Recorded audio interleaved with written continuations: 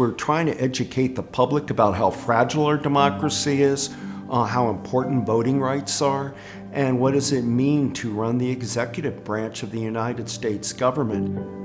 And I think there's really no better way to study the United States than by looking at presidents, because we think of our eras in terms of them. We're a very provincial country in some ways. I mean, the great writer Thomas Wolfe used to say there are a billion forms of America, but we only have one president at a time, and they tend to define our era. Hence, it'll be the Eisenhower years or the Kennedy years or Johnson years, on and on, as just a marker of where we were in a particular moment of time. So the key is to learn some tricks of the past. What worked for Abraham Lincoln? What worked for Harry Truman? What worked for Lyndon Johnson? And what didn't work? And particularly if you look at foreign affairs, I mean, the boondoggle of the Vietnam War, there are limits to American intervention, and they have to be learned. We can't remake the planet as a mirror of ourselves in the United States, so we have to look at our folly as well as our great moments. We have to study what went wrong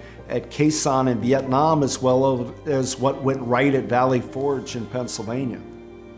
My fear is it's often distorted or misinformation or mythology or conspiracy theory. So one of the roles of New York Historical, and my job as presidential historian, is to get the facts straight. That's easier said than done.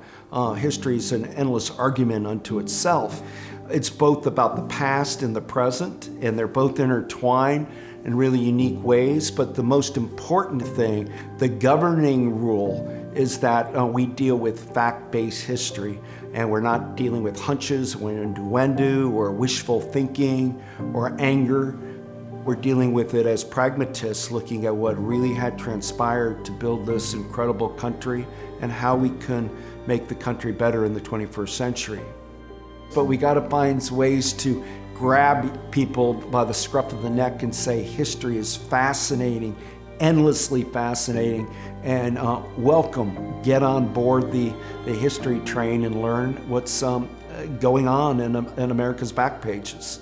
Once you get people hooked that history's fun, once they can utter it, I enjoy American history and learning about it, then they will absorb it in their life, and it makes for a better citizenry.